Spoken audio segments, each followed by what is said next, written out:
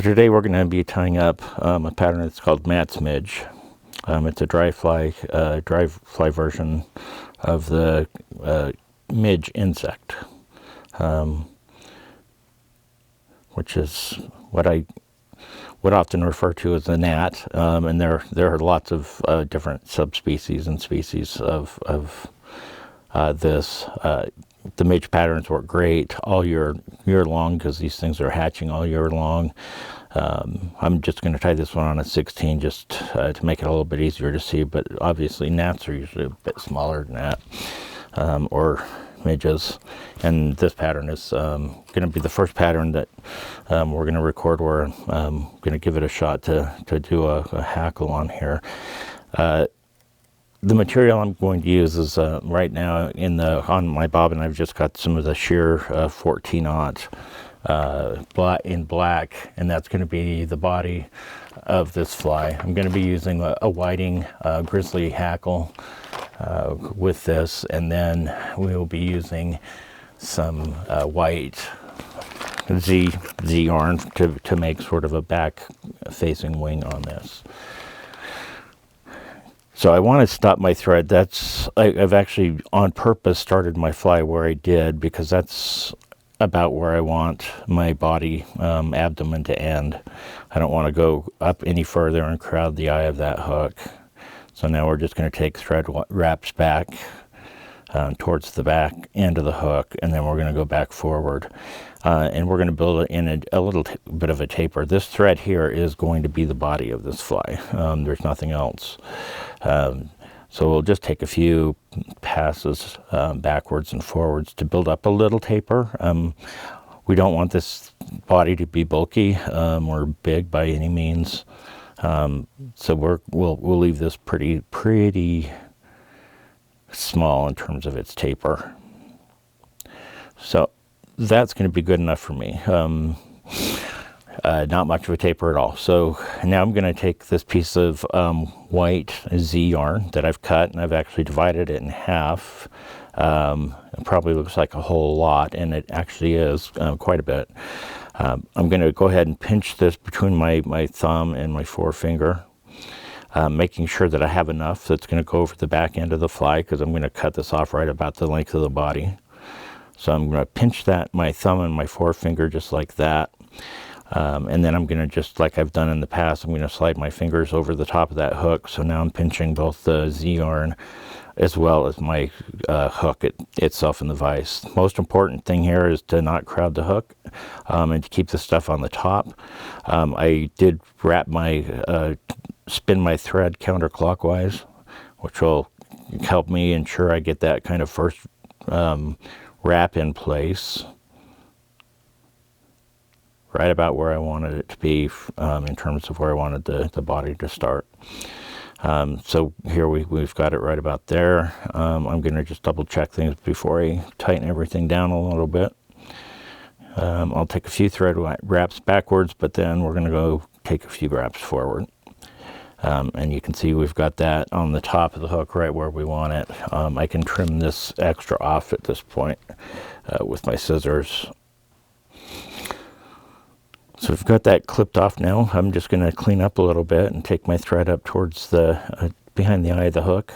I'll just kind of cover up those butt ends a little bit. And I want to create a bit of a smooth surface for putting on the hackle. So I'll take a few wraps back and forth just to make sure that this is, it's pretty smooth. From here to the eye of the hook is pretty smooth, which is what I want as I tie in my hackle. So I've got my grizzly hackle feather here, and then we're just going to go ahead and strip those fibers off. So now we have a nice clean piece of the shaft of that hackle, or the stem of that hackle. I am going to tie this with the shiny part of the feather pointing towards the eye of the hook. So I'm going to go ahead and just kind of sit this in place where I need it. I'm going to give it a little bit of extra space here on this side. you'll notice I still have some bare stem there. That's going to help us get a better wrap out of this. When I'm securing this stuff on, I'm going to take a couple of wraps behind it as well as in front of it.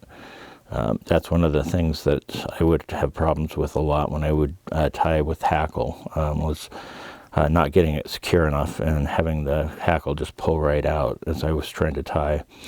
So we've got it tied down, and hopefully you can see that. At this point you can see the stem of my hackle is sticking out right there. We're going to go ahead and trim that off now. Nice and close. I still have a pretty good surface, but I'm going to take a few wraps because you can see that butt end is still sticking out of there a little bit. So we're going to just get that all cleaned up.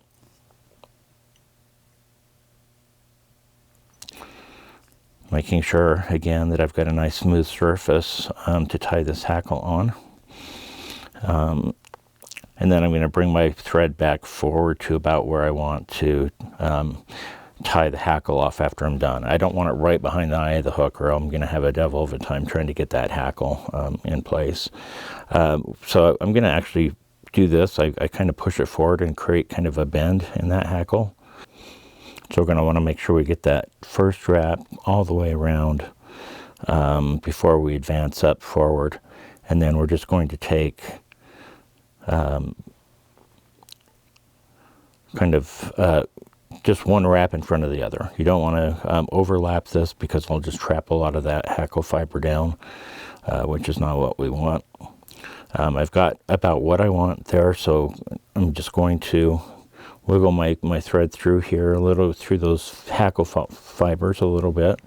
I found that by kind of doing this wiggling thing, it'll just help you not trap quite as many fibers, so you'll have a cleaner head. Okay, so I'm going to do the same thing on this side.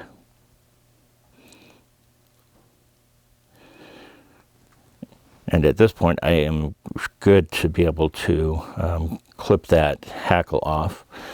I'm going to give myself a little bit of extra thread here, and at least throw 1/2 hitch in here just so that I don't lose anything while I'm mucking around with this hackle. So we'll just go ahead and put that on my finger and pull that nice and tight. Looks like we trapped a couple, but that's okay. We'll clean those up. Okay, so I've got my hackle in here secure. Now I'm just going to trim my hackle, get it out, the balance of this feather.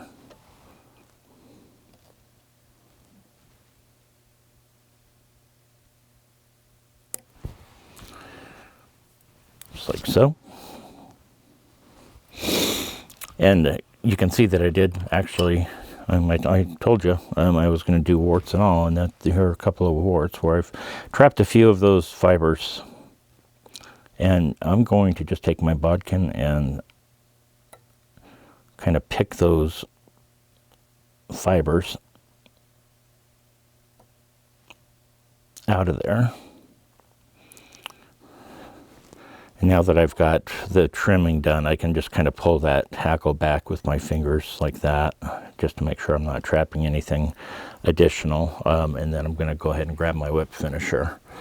And we will finish off this fly. We'll end up having to cut that wing off the back because it's too long.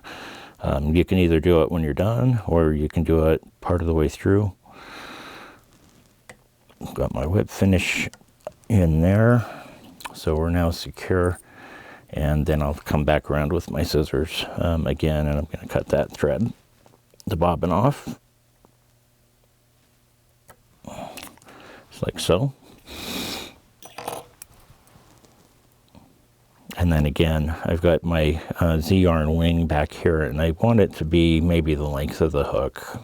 So I'm just going to take the scissors right up against the back end of my hook, and just going to make a nice little clip there. And one got away from me. There's always one.